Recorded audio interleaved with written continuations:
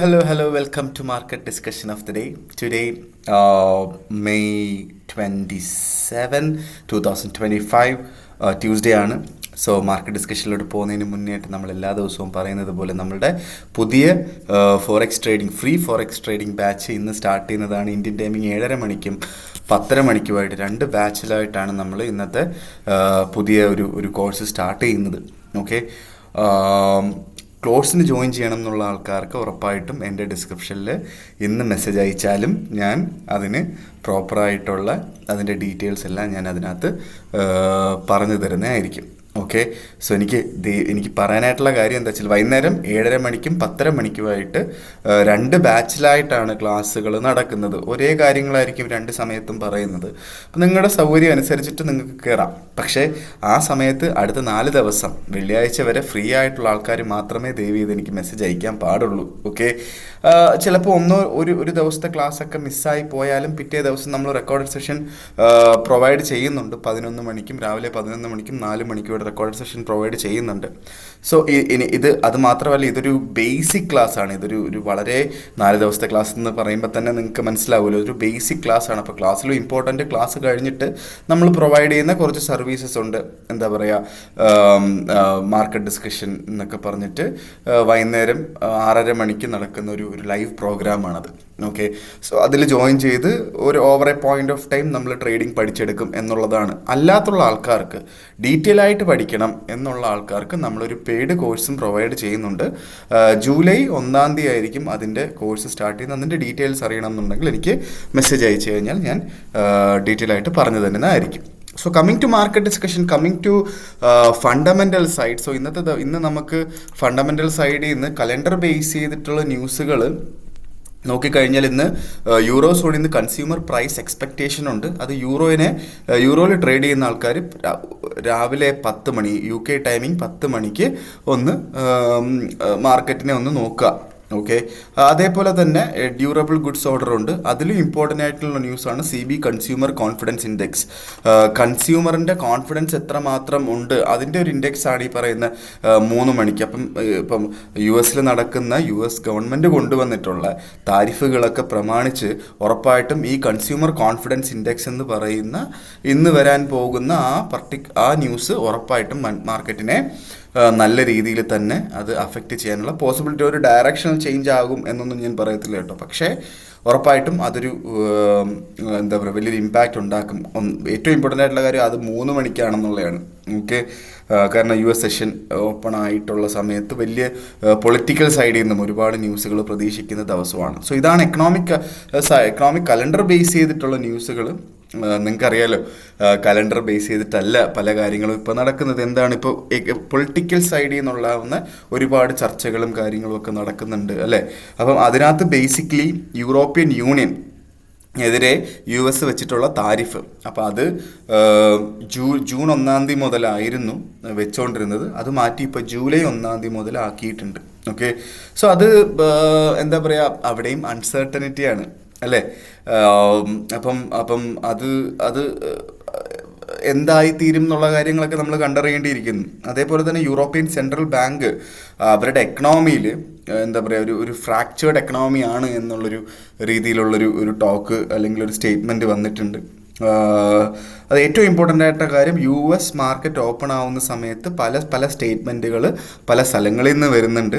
അത് ഭയങ്കരമായ രീതിയിൽ നമ്മളൊന്ന് നോക്കിയിരിക്കണം എന്നുള്ള കാര്യമാണ്. ഓക്കെ, സോ സപ്പോസ് ഇപ്പം എന്താ പറയുക, നമുക്ക് ഇപ്പം എവിടെ നിന്ന് അറിയാം എന്നുള്ള കാര്യം, ഇപ്പം ഇങ്ങനൊരു ന്യൂസ് വന്നു, നമ്മൾ എങ്ങനെ അറിയാൻ പറ്റുമോ ന്യൂസ് വന്നിട്ടുണ്ടെന്ന്? നമ്മളെപ്പോഴും ഏതെങ്കിലും ചാനൽ വെച്ചാൽ ചിലപ്പോൾ അറിയണം എന്നില്ല ഇപ്പം മാർക്കറ്റിനെ അഫക്റ്റ് ചെയ്യുന്ന ന്യൂസുകൾ. അപ്പം മാർക്കറ്റിനെ എന്തെങ്കിലും അഫക്റ്റ് ചെയ്തിട്ടുള്ള മാർക്കറ്റിൽ വലിയൊരു മൂവ്മെൻറ്റ് ഉണ്ടെങ്കിൽ നിങ്ങൾ ജസ്റ്റ് ChatGPT എടുത്ത് ചോദിക്കുക. ChatGPT എടുത്ത് ചോദിക്കുമ്പോൾ തന്നെ എന്തെങ്കിലും ഒരു ഐഡിയ അവർ തരും. ChatGPT നമുക്ക് കിട്ടും, ഒരു ഐഡിയ കിട്ടും. ഓക്കെ, ഇന്ന കാര്യങ്ങൾ നടന്നിട്ടുണ്ട് എന്നുള്ള കാര്യങ്ങളൊക്കെ US മാർക്കറ്റിൽ എന്തുകൊണ്ടായിരിക്കും ഇപ്പം ഗോൾഡിൻ്റെ റേറ്റ് അത്രയും വലിയൊരു മൂവ്മെൻ്റ് ഉണ്ടായത്. ഇത് പൊളിറ്റിക്കൽ സൈഡിൽ നിന്നുള്ള ന്യൂസുകൾ വളരെ ഇമ്പോർട്ടൻ്റ് ആയിട്ട് ഇപ്പോൾ വരുന്നത് കൊണ്ടിട്ട് ഞാൻ പറഞ്ഞു പോവാണ് കേട്ടോ.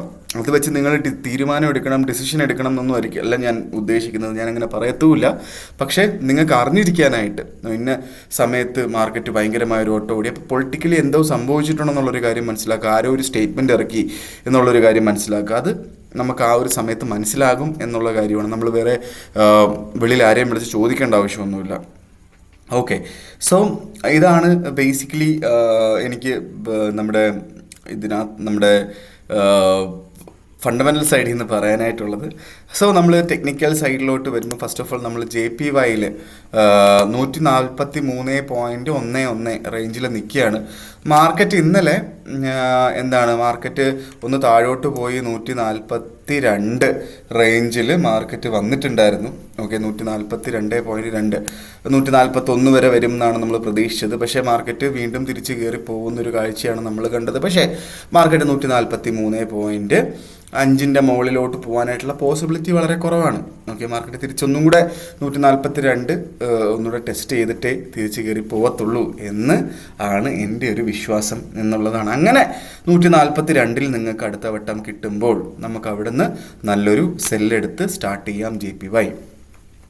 അതാണ് JPYയിൽ ഉള്ളൊരു ഓപ്പർച്യൂണിറ്റി എന്ന് പറഞ്ഞു കഴിഞ്ഞാൽ. ഓക്കെ, അല്ലാതെ JPY 144 അവിടെ എത്തിക്കഴിഞ്ഞാൽ സെല്ലെടുക്കണം എന്നുള്ളൊരു കാഴ്ചപ്പാട് എനിക്കില്ല. ഓക്കെ, നേരെ നമ്മൾ യൂറോയിലോട്ട് വരുമ്പോൾ യൂറോ ഇപ്പോൾ കറൻ്റ്ലി ട്രേഡ് ചെയ്തുകൊണ്ടിരിക്കുന്ന 1.13843. ഇന്നലെ മാർക്കറ്റ് 1.14195 വരെയൊക്കെ എത്തിയിട്ടുണ്ട്. ഉറപ്പായിട്ടും എനിക്കൊരു ഷോർട്ട് ടേം എൻട്രി യൂറോയിൽ പറഞ്ഞു തരാനായിട്ടില്ല. ആക്ച്വലി ഇപ്പോഴും പറയുന്നത് പോലെ 1.100 അവിടെ കിട്ടിയാൽ നമുക്ക് അവിടുന്ന് ഒരു ബൈ ചെയ്തുകൊണ്ട് മുന്നോട്ട് പോകാം എന്നുള്ളതാണ് എനിക്ക് നമ്മുടെ യൂറോയിൽ പറയാനായിട്ടുള്ളത്. ഓക്കെ, GBP കുറിച്ച് പറയുമ്പോൾ 1.35648 എന്ന് പറയുന്ന റേഞ്ചിൽ നിൽക്കുന്നു. 1.3560 റെസിസ്റ്റഡ് ആയി ഇന്നും രാവിലെ റെസിസ്റ്റായി. ഓക്കെ, നമുക്ക് ഇനി മാർക്കറ്റ് തിരിച്ച് നമ്മളെപ്പോഴും പറയുന്നത് 1.350 വരും തന്നെയാണ് ഇപ്പോഴും വിശ്വാസം. പക്ഷേ ഒരു കഴിഞ്ഞ ഞാൻ ഇന്നലെ പറഞ്ഞിട്ടുണ്ടായിരുന്നു, കഴിഞ്ഞ ഒരു 2 വർഷത്തെ ഓൾ ടൈം ഹൈയിൽ നിൽക്കുകയാണ് മാർക്കറ്റ്. അതായത് 1.3500 എന്ന് പറയുന്നൊരു ബെഞ്ച് മാർക്ക് മുകളിലോട്ട് മാർക്കറ്റ് പോയി എന്നുള്ളതാണ്. അതിൽ നിന്ന് നമുക്ക് മനസ്സിലാക്കാൻ വരുന്ന കാര്യം ഈ ആഴ്ച ക്രൂഷ്യലാണ്. ഈ ആഴ്ച മാർക്കറ്റ് 1.3500 മുകളിലായിട്ടാണ് ക്ലോസ് ചെയ്യുന്നതെങ്കിൽ മാർക്കറ്റ് അടുത്ത റേഞ്ചിലോട്ട് പോയെന്ന് നമുക്ക് അനുമാനിക്കാം. ഓക്കെ, അങ്ങനെ ആണെങ്കിൽ മാർക്കറ്റ് ഒരിക്കലും എന്നല്ല, ഈ അടുത്തൊന്നും 1.300 താഴോട്ട് 3500 താഴോട്ട് പോകാനായിട്ടുള്ള പോസിബിലിറ്റി കുറവാണ്. അടുത്തൊരു 1000 പിപ്പിൻ്റെ മൂവ്മെൻ്റ് ആയിരിക്കും ഇനി നമുക്ക് കിട്ടാൻ പോവുക. നിങ്ങൾ മനസ്സിലാക്കേണ്ട കാര്യം എന്താ വെച്ചാൽ 1.2200 വെച്ചിട്ട് ഞാൻ ലോങ്ങർ ടേമിൽ ബൈ ചെയ്യാൻ പറഞ്ഞു. അങ്ങനെ ചെയ്തിട്ടുള്ള ആൾക്കാർക്കൊക്കെ ഒരു ലോട്ട് കച്ചവടം ചെയ്ത ആൾക്കാർക്ക് $13,000 പ്രോഫിറ്റ് വന്നിട്ടുള്ളത്.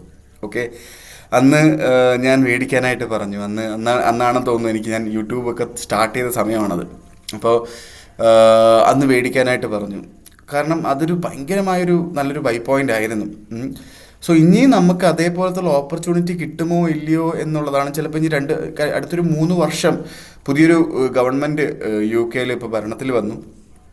അപ്പോൾ ആ ഒരു ഗവൺമെൻറ് വന്നതിന് ശേഷം ഉണ്ടായിട്ടുള്ള കുറേ വികസനങ്ങളാണ്. ഓക്കെ, വികസനങ്ങളെക്കാട്ടിലും ഒരുപാട് യൂറോയ്ക്ക് നല്ല, അല്ലെങ്കിൽ GBPക്ക് നല്ല ഇത് വരുന്ന രീതിയിലുള്ള കുറേ കാര്യങ്ങൾ ഇപ്പം US പ്രസിഡന്റ് പലവട്ടം പറഞ്ഞിട്ടുണ്ട്. അല്ലെങ്കിൽ താരിഫ് ഇപ്പം UK സംബന്ധിച്ചിടത്തോളം വെറും 10% മാത്രമേ ഉള്ളൂ താരിഫ്. ഓക്കെ, വളരെ നല്ല കൺട്രിയാണ്. നമ്മൾ US പോലെ തന്നെ നല്ലൊരു കൺട്രിയാണ് UK എന്നൊക്കെയുള്ള സ്റ്റേറ്റ്മെൻറ്റ്സ് US പ്രസിഡന്റ് എല്ലാവരെയും ചുമ്മാ നോക്കിക്കൊണ്ടിരുന്ന ചീത്ത വിളിക്കുന്ന പുള്ളിക്കാരൻ UK മാത്രം ഭയങ്കര നല്ലൊരു അഭിപ്രായമാണ് പുള്ളിക്കാരനുള്ളത്. ഓക്കെ, സോ അതിൻ്റെ കൂടെ തന്നെ ഈ പറയുന്ന UK ബ്രെക്സിറ്റിന് ശേഷം UK ബാക്കിയുള്ള യൂറോപ്യൻ കൺട്രീസുമായിട്ടുള്ള എന്താ പറയുക കുറേ ട്രേഡിനകത്തൊക്കെ ഉള്ള കുറേ പ്രശ്നങ്ങളുണ്ടായിരുന്നു. അതെല്ലാം പരിഹരിക്കാൻ പോവുകയാണ് എന്നുള്ളൊരു വാർത്തയും കൂടെ ആയപ്പോൾ GBP ഒറ്റയടിക്ക് മുകളിലോട്ട് പോയി, അല്ലെങ്കിൽ ആ ഒരു റെസിസ്റ്റൻസ് ബ്രേക്ക് ചെയ്ത് മുകളിലോട്ട് പോയൊരു കാഴ്ച നമുക്ക് കാണാം. ഓക്കെ, സോ ഇനി നമുക്ക് താഴോട്ട് വന്ന് കിട്ടിയാൽ മാത്രമേ നമുക്ക് ഒന്ന് ഉറപ്പിക്കാം. അറ്റ്ലീസ്റ്റ് ഒരു 1.3500 താഴെയെങ്കിലും വന്നാൽ മാത്രമേ നമുക്ക് 1.300 എന്ന് പറയുന്ന റേഞ്ചിലോട്ട് മാർക്കറ്റ് ഇനി എത്തൂ എന്ന് നമുക്ക് അനുമാനിക്കേണ്ടി വരും. ഓക്കെ, അറിയാം പല ആൾക്കാർക്ക് സെല്ലുണ്ട്, പക്ഷെ ഞാൻ ഒരിക്കലും എന്താ പറയുക, നമ്മൾ GBP ഒരു സെല്ലിങ് പ്രോഡക്റ്റ് ആണെന്ന് ഞാൻ പറഞ്ഞിട്ടില്ല. താഴെ വേന് കിട്ടിയാൽ നമുക്കൊരു ബൈ ചെയ്യാം എന്നുള്ള കാര്യമേ ഞാൻ പറഞ്ഞിട്ടുള്ളൂ. ഓക്കെ, അല്ലെങ്കിൽ സെല്ല് പറഞ്ഞിട്ടുള്ള എല്ലാ വട്ടവും നമ്മൾ ഷോർട്ട് ടേം സെല്ലാണ്, പ്രോപ്പറായിട്ട് സ്റ്റോപ്പ് ലോസിലാണ് പറഞ്ഞിട്ടുണ്ടായിരുന്നു.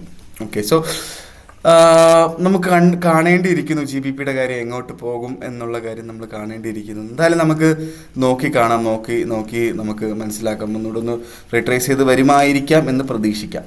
ഓക്കെ, നേരെ ഗോൾഡിലോട്ട് വരുമ്പം ഗോൾഡ് ഒറ്റയടിക്ക് താഴോട്ട് പോകുന്ന ഇന്ന് 3350 വരെ മാർക്കറ്റ് പോയി. ഇപ്പം 3306 മാർക്കറ്റ് നിൽക്കുന്നു. ഓക്കെ, ഗോൾഡിനകത്ത് എനിക്ക് പ്രത്യേകിച്ച് കമൻസ് ഇപ്പം എന്താ പറയാൻ ഉള്ളതെന്ന് ചോദിച്ചാൽ 3280 കിട്ടുകയാണെങ്കിൽ ബൈ ചെയ്തോ, ധൈര്യമായിട്ട് ബൈ ചെയ്തോ. 3276 താഴെ സ്റ്റോപ്പ് ലോസ് ഇടണം എന്നുള്ളത്, കൃത്യമായിട്ട് സ്റ്റോപ്പ് ലോസ് ഇടണം എന്നുള്ളൊരു കാര്യം നോക്കിക്കഴിഞ്ഞാൽ ഉറപ്പായിട്ട് 3280 നമുക്ക് ബൈ ചെയ്തുകൊണ്ട് സ്റ്റാർട്ട് ചെയ്യാം. എന്താണ് ഗോൾഡ്. ഓക്കെ, 3300 അല്ലെങ്കിൽ ഈ ആഴ്ച ഇന്നലെ 3330 താഴെ പോയിട്ടില്ല, പക്ഷെ ഇന്നലെ അവധിയായിരുന്നു. 3300 ബൈ ചെയ്യണമോ വേണ്ടയോ എന്ന് എൻ്റെ അടുത്ത് ചോദിച്ചാൽ എനിക്കറിയത്തില്ല എന്ന് എനിക്ക് പറയാനായിട്ടുള്ളൂ. കാരണം എനിക്കറിയില്ല 3300 ബൈ ചെയ്യണമെന്ന് ചോദിച്ചാൽ എനിക്കറിയില്ല. 3280 കിട്ടിയാൽ ബൈ ചെയ്യാം. ഓക്കെ, 3300 ഉറപ്പായിട്ടും സപ്പോർട്ടൊക്കെ ഉണ്ട് കേട്ടോ, അവിടെ ചെറിയൊരു സപ്പോർട്ടൊക്കെ ഉണ്ടാവും. പക്ഷേ അത് എന്നെ സംബന്ധിച്ചിടത്തോളം ഞാൻ അവിടെ ബൈ ചെയ്യത്തില്ല. നിങ്ങൾക്ക് വേണമെങ്കിൽ റിസ്ക് എടുത്ത് ചെയ്യാം. 3289 താഴെ സ്റ്റോപ്പ് ലോസ് ഇടേണ്ടി വരും. ഓക്കെ, സോ ഇതാണ് എനിക്ക് ഇന്നത്തെ ദിവസത്തെ മാർക്കറ്റ് ഡിസ്കഷനിൽ മെയിനായിട്ടും പറയാനായിട്ടുള്ളത്. മാർക്കറ്റ് ഡിസ്കഷനായിട്ട് നാളെ കാണാം. അതിന് മുന്നേ ആയിട്ട് ഇന്നത്തെ ദിവസത്തെ ക്ലാസ്സിൻ്റെ കാര്യം ഞാൻ വീണ്ടും ഓർമ്മിപ്പിക്കുകയാണ്. നിങ്ങൾ ഈ വീഡിയോ കണ്ടുകൊണ്ടിരിക്കുന്ന ആൾക്കാർക്ക് ഫോറക്സ് ട്രേഡിംഗ് പഠിക്കണം എന്ന് ആഗ്രഹമുള്ള നിങ്ങളുടെ ഫ്രണ്ട്സോ ഫാമിലി മെമ്പേഴ്സോ ഒക്കെ ഉണ്ടെങ്കിൽ ഉറപ്പായിട്ടും എനിക്ക് മെസ്സേജ് അയക്കാൻ പറയാം. ഞാൻ ബാക്കി കാര്യങ്ങൾ കോർഡിനേറ്റ് ചെയ്ത് കൊടുക്കാം. പെയ്ഡ് സെഷനെ കുറിച്ച് അറിയാനായിട്ട് എനിക്ക് മെസ്സേജ് അയക്കുക. വീഡിയോ ഇഷ്ടമാണ്, ഞാൻ പറയുന്ന കാര്യങ്ങളൊക്കെ എടുത്ത് വെച്ച് ട്രേഡ് ചെയ്ത് പ്രോഫിറ്റ് ഉണ്ടാക്കിയിട്ടുണ്ട് നിങ്ങളെങ്കിൽ എനിക്ക് ഒരു ഒരു ഒരു ഒരു ഒരു ലൈക്ക് ചെയ്യുക, ഷെയർ ചെയ്യുക എന്നുള്ളതാണ്. കൂടുതൽ ആൾക്കാരിലോട്ട് ഈ വീഡിയോ എത്തിക്കാൻ ശ്രമിക്കുക എന്നുള്ള കാര്യമാണ് എനിക്ക് പറയാനായിട്ടുള്ളതെന്ന് ഓർമ്മിപ്പിച്ചുകൊണ്ട് ഇന്നത്തെ ദിവസത്തെ മാർക്കറ്റ് ഡിസ്കഷൻ കൺക്ലൂഡ് ചെയ്യണം. മാർക്കറ്റ് ഡിസ്കഷനായിട്ട് നമുക്ക് നാളെ കാണുന്നത് വരെ ഗുഡ് ബൈ.